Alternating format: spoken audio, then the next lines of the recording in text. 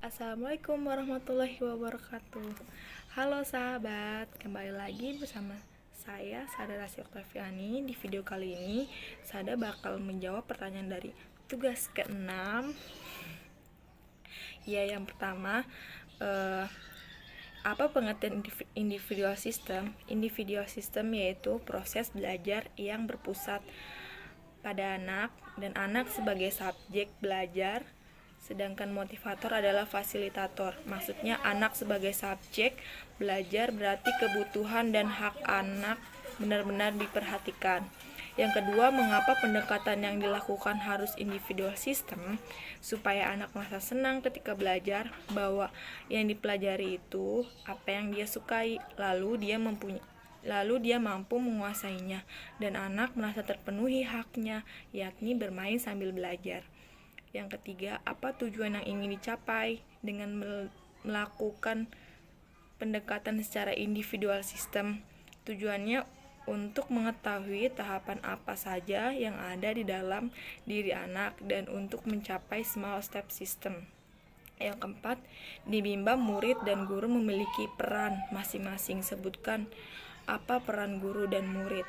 Yang pertama, peran murid yaitu sebagai subjek belajar. Artinya fokus utama perhatian guru sepenuhnya terletak pada anak sebagai individu yang unik, seperti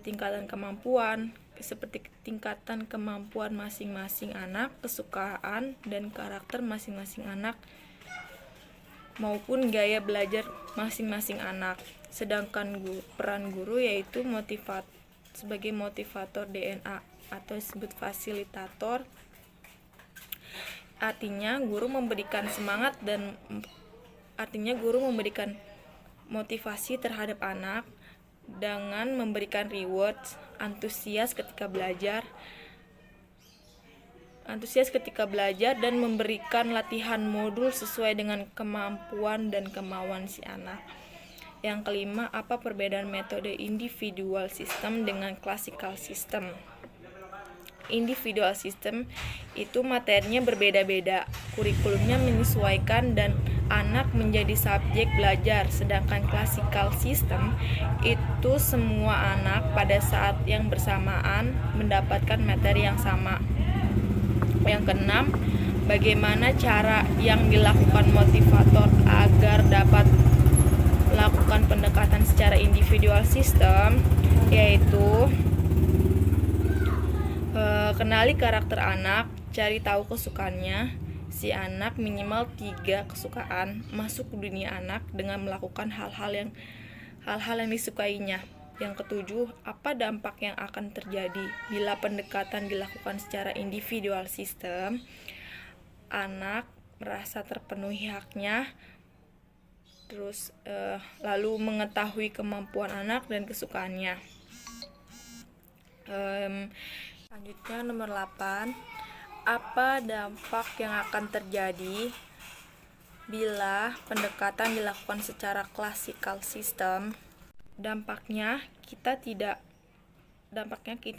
akan bisa menerapkan individual system, tidak bisa membimbing anak sesuai kemampuan masing-masing.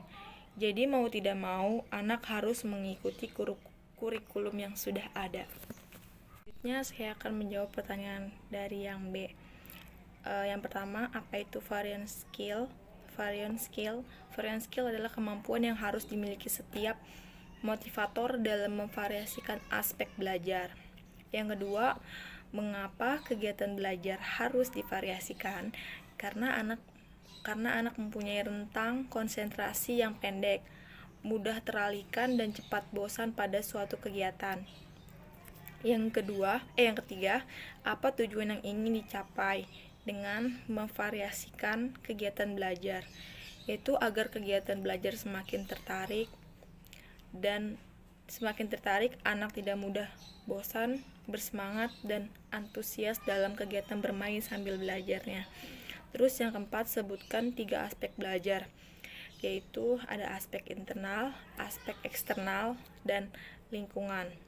Yang kelima, kegiatan apa yang termasuk dengan aspek kognitif, yaitu kegiatan yang berhubungan dengan kerja otak dan kecerdasan anak seperti membaca dan menghitung. Yang keenam, kegiatan apa yang termasuk aspek afektif, yaitu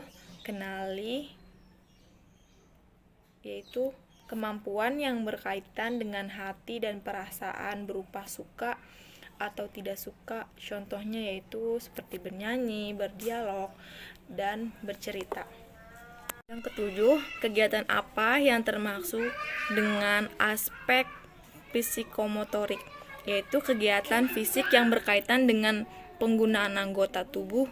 Jadi psikomotorik ada dua, yaitu motorik kasar dan motorik halus. Kalau motorik kasar itu seperti menangkap, melempar, dan menari. Sedangkan motorik halus yaitu mewarnai, menarik garis, dan menulis. Yang kedelapan, bagaimana cara motivator memvariasikan kegiatan belajar dengan aspek belajar?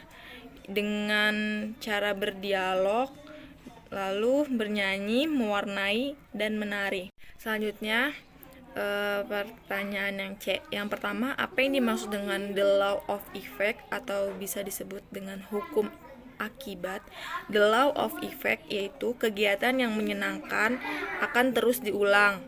Jika anak mengulang, maka anak sering latihan sehingga menjadi terampil. Yang kedua, apa yang dimaksud dengan the law of exercise atau yang bisa disebut dengan hukum latihan? Yaitu semakin sering dilatih atau diulang, maka semakin mampu dan terampil. Jika sudah mampu dan terampil, maka anak akan siap ke tahap selanjutnya dan proses belajarnya semakin menyenangkan. Apa yang dimaksud dengan the law of readiness atau hukum kesiapan? Jadi the law of readiness itu yaitu semakin anak siap, maka si anak tersebut mempunyai minat yang bergelora.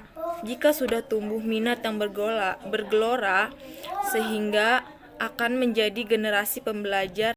Mungkin itu saja yang bisa Sada sampaikan di video tugas ke-6 ini.